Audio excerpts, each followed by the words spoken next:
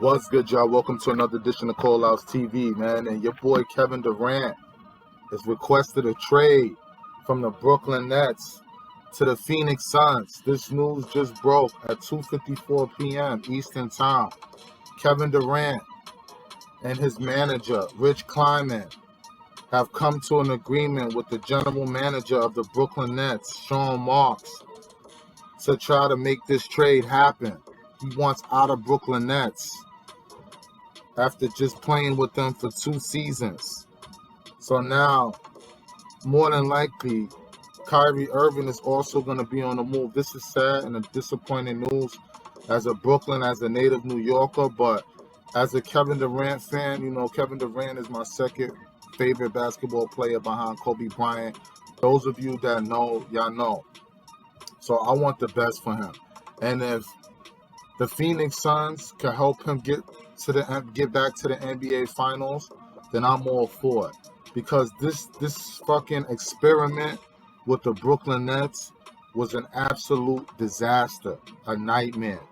You know, it all started when Kyrie Irving didn't want to comply like the rest of the teammates and get vaccinated. Sabotaged Kevin Durant and the Brooklyn Nets.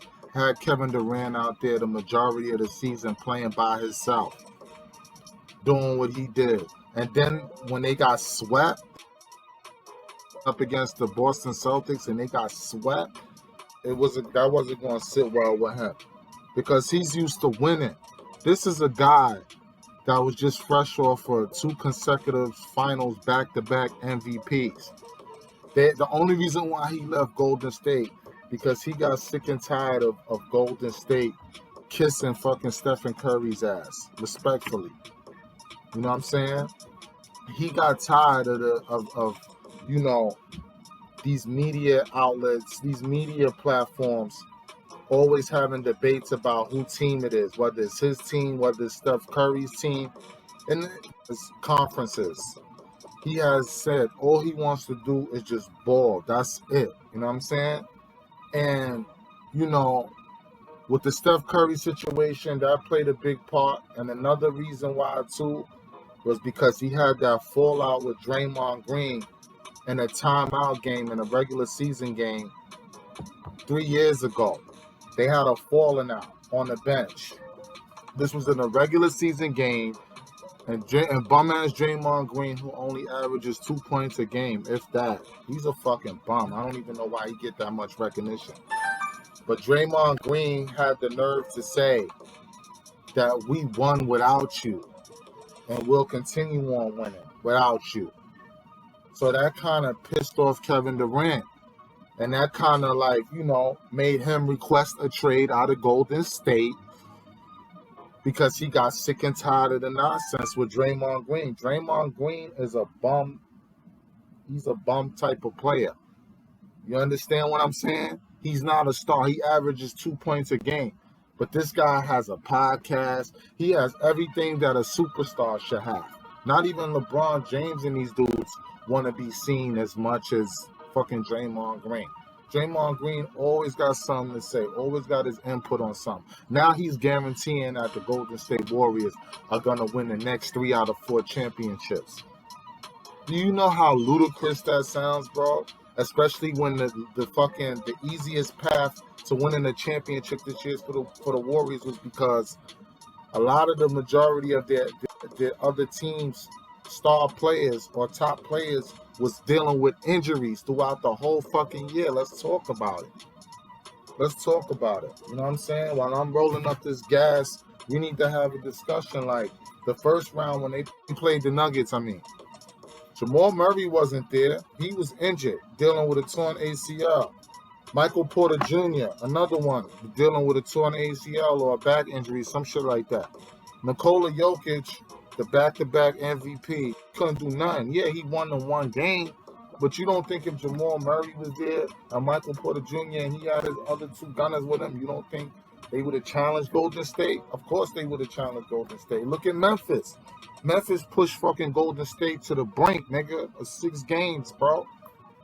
And if it wasn't for fucking Gary Payton doing some sucker shit and grabbing on fucking and grabbing on my son's leg, John Morant's leg, and injuring him, putting him out for the next couple of games, we probably would have been having a different conversation. The Warriors probably wouldn't have never even won the championship, bro.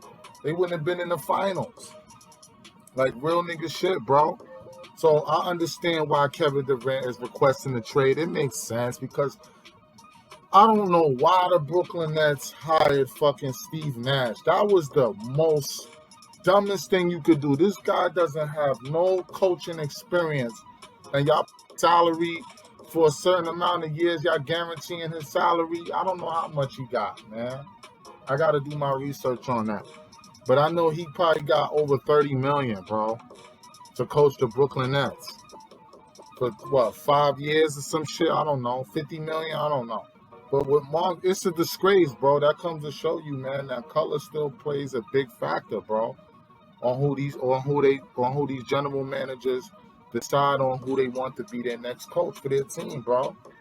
It's not the owners, it's up to the general manager, the people that's running basketball operations. All the owner gonna do is collect the bread, write the checks.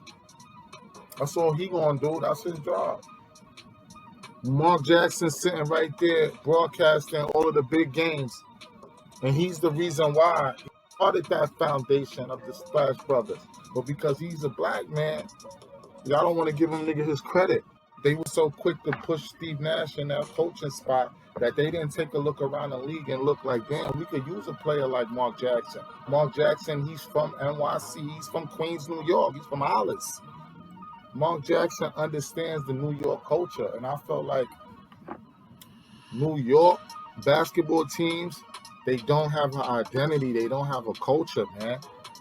Steve Nash has no coaching experience, bro, because they figure, oh, he was a great basketball player. He won back-to-back MVPs in his years with Phoenix. That's why they pushed him in there. They looked at his name. They looked at the name and the resume that he had as a basketball player. But this shit right here, I'm not going to front, man. Me being as a native New Yorker, born and raised in Brooklyn, man, I definitely wanted to see Kevin Durant bring a chip here to New York, man. Bring a chip here to Brooklyn. But unfortunately, Kyrie Irving, his bitch ass, couldn't stay healthy, didn't want to play. Man, fuck Kyrie Irving, man. Kyrie Irving, man, they gonna get rid of him too, man. And the Brooklyn Nets, yo, bro, this shit is, they gave up the majority of their young players, bro, to get Kevin Durant, bro. And now they gonna end up losing both of them. All that young talent they gave away, man, to get KD. Man, son, but yeah, this is breaking news, man. Kevin Durant requested a trade to the Phoenix Suns. I would like to see him with the Clippers, though. I'm not going to front. I could see Kevin Durant teaming up with Kawhi Leonard and Paul George. That would make the Laker fans real salty. You know what I'm saying? Because the Lakers got something to prove now. Yo, the Western Conference is stacked now, bro. With Kevin Durant going back out west, it's not official yet that he's going to Phoenix, but that's one of his destinations, man. That's one of the main destinations where he requested to go. Let's see. I would like to see him with the Clippers, man, and Tyronn Lue. I think Tyronn Lue is a great coach. A great coach. Let's get past Allen Iverson crossing him up in the 2001 NBA Finals and that infamous meme of AI stepping over him, looking down on Tyronn Lue. Let's look past all of that, man. Tyronn Lue, he was a good role player in his time in the NBA. He was an excellent defender, and he could give you 12 points off the bench. Tyronn Lue has done an excellent job as a head coach on his own. Even last year, playing with an injury roster, being able to plug in the right rotations to make it work. They almost got into the playoffs, man. They lost in the play-in tournament, but they almost got in. So don't sleep on the Clippers as being that destination for Kevin Durant. Plus, now Steve Ballmer, The wealthiest owner in the NBA. Yes, I said it. This dude, I don't want to make no false, I don't want to say anything false, but if I'm not mistaken, I think he's the CEO of Microsoft. If I'm not, he's like one of the top executives over there, a CEO at Microsoft, man. This dude is wealthy, and he would love to have Kevin Durant. That will push the Lakers all the way out of the equation of being a title contender. The Steve Ballmer has some deep fucking pockets, bro. Steve Ballmer is an American business magnate and an investor who served as the chief executive operating officer of Microsoft from 2000 to 2014. He is the current owner of the Los Angeles Clippers.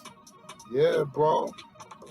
And Steve Ballmer's net worth is $85.1 billion as of 2022.